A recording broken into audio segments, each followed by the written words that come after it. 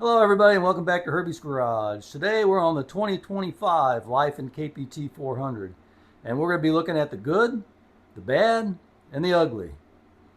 That's a little bit of clickbait there because I'm the ugly, but the good and the bad we're going to be looking at.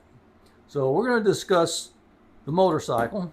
I just got back from a 250-mile ride or so and it's kind of fresh in my mind on my thoughts on the bike, on the way it rode, the comfort I felt, and the power and everything else. So I wanted to discuss that with you and give you my thoughts on it. First thing I want to talk about is the riding position and the comfort.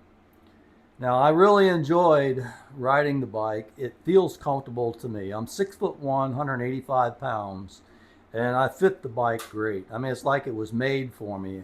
I have a relaxed riding stance. I feel comfortable. The one thing that you might be concerned with is the pegs are rearward. As you can see, my legs are going backwards a little bit. That could be a problem for you if you have bad knees. Myself, my knees don't bother me. Nothing really bothers me in my legs.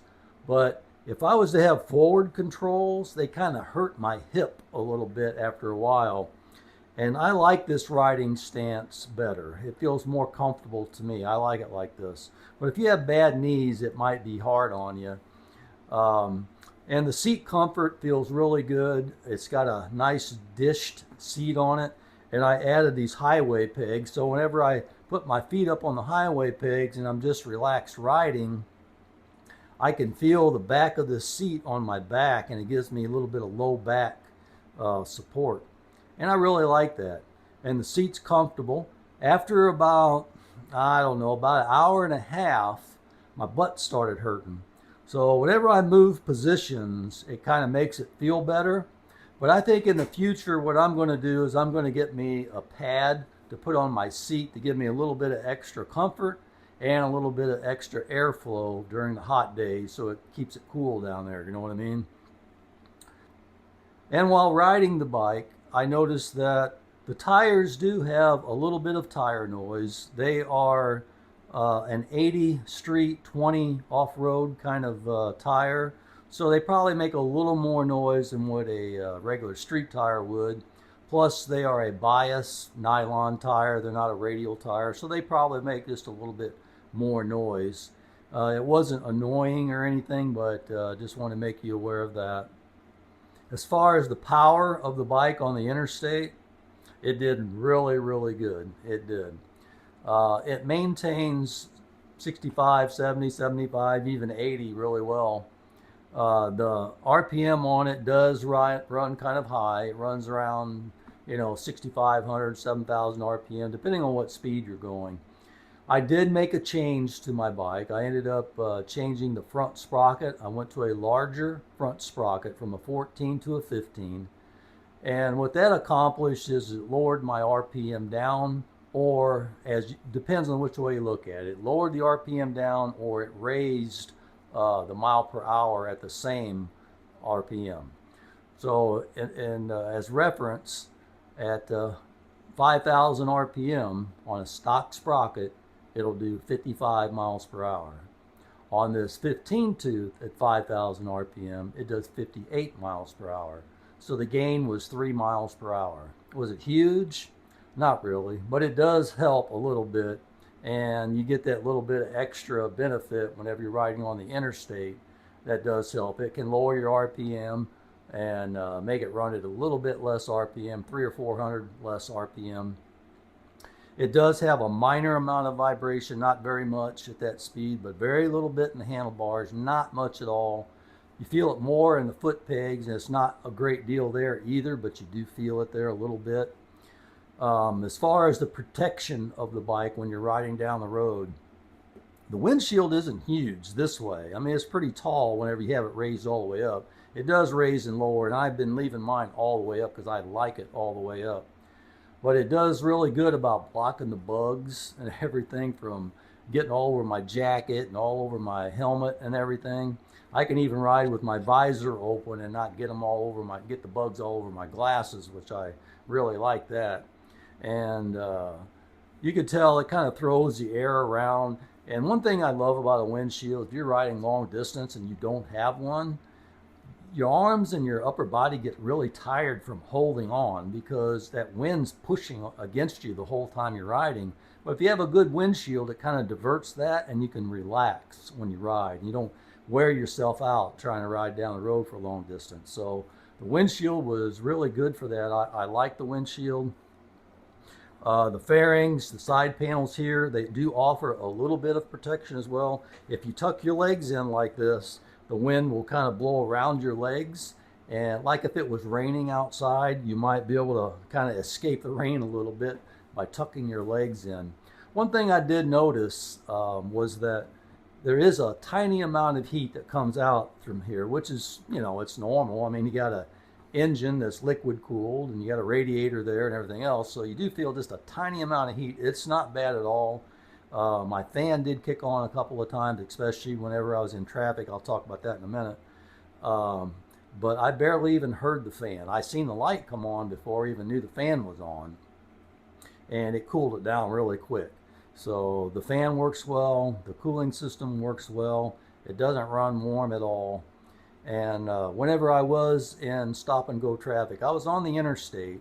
And well, let me tell you this story first. I was on the interstate traveling down the highway doing, I don't know, 70, maybe 70. I think the speed limit was 70. I was doing about 75.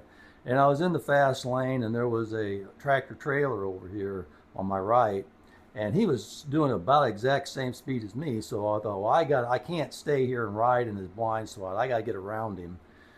So I increased speed in sixth gear, top gear.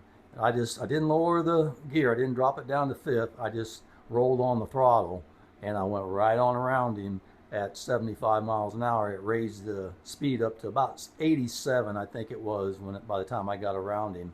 And it still had more. I didn't go full throttle because I'm not 100% broke in yet. I'm getting close, but I didn't go full throttle. But it did have enough to went around the truck really well, and I got up to 87 miles per hour, like I said. Now that's on the speedometer. I think it's off, like maybe 5 miles per hour. And I've heard people, complain about that. There are people who just want it exactly perfect. But, if there's any bike you have, the speedometer is going to be off a little bit. I had a Suzuki V-Strom 650, and it was off 6 miles per hour. My Honda Goldwing was off about 4, 5, somewhere in that area. This is off about 5. And, I think the worst I've seen was 11. And the best I've seen is 2. So they're all off a little bit. And this only being off 5, it's completely acceptable to me. I'm fine with it. But you can probably get some kind of speedometer corrector to put on it if you really desired that. But I think it's fine the way that it is. And anyway, whenever I was in this traffic, we came upon a construction site. And so it was condensing down into one lane. It was 2 lane on each side of the interstate. And you know how it is whenever you got 2 lanes and everybody's trying to get over into one lane, it got to the point where it was stop and go traffic. And that's whenever I noticed a little bit of heat. It was about 80 degrees outside, which is unusual right now. But it was 80 degrees outside, and the cooling fan came on. It was getting a little bit warmer, and I could feel a little bit of heat coming out whenever I wasn't moving. But the cool thing about it is, whenever you're going, I don't know what we're going, 1 mile an hour, 2 miles an hour, just going up just a little at a time. I was going real slow and wasn't even putting my feet down. I mean, just barely moving because the balance on the bike is so good. It feels so comfortable just going slow. The slow speed maneuverability is really good on the bike. And that's one really good positive I like about it, because you really feel in control of it. Now, I was kind of putting my feet on the side like this sometimes, just hanging them on the pegs, and just barely letting them drag on the ground. That way you can kind of steady yourselves. And other times I just left them on the peg. But the stability of it's really good. One other thing I'd like to talk about that could be seen as a bad or a negative is the bike doesn't have a center stand. Those are really important to me. I like to have a center stand. I wished it had one. But I looked at it and I really don't see a place to put one, so I probably won't have one. But I do have swing arm spools on it with a stand, in which I have it on right now. And that works really well too. If I'm working in the garage or in my workshop, I can lube the chain, adjust the chain, or whatever I need to do. The main thing I like about having it on a center stand or on the stand in the back, swing arm spool stand, is whenever I do oil changes or check my oil level, because my bike is perfectly level then, and I know everything's going to be accurate whenever I do that. My thoughts on the bike so far has been really good. The only change that I'm going to make is, I've mentioned this before, but I've tried different cup holders and they leak and they get all over my luggage in the back. I don't like that. I'm going to get a spill-proof cup that'll fit. I'm still trying to find one the right size for that, and a pad for my seat. And that's pretty much it. I do have a ram mount ball here now, and I could put all kinds of different ram products on here that I want to put on there. I could even put a cup holder right there if I wanted to. I could always move this one from here and put it up on the handlebars if I so desire to do that. And anyway, I think my thoughts on this bike is that it's a very good bike. I think it was a good value. I think that it seems to be very reliable and strong.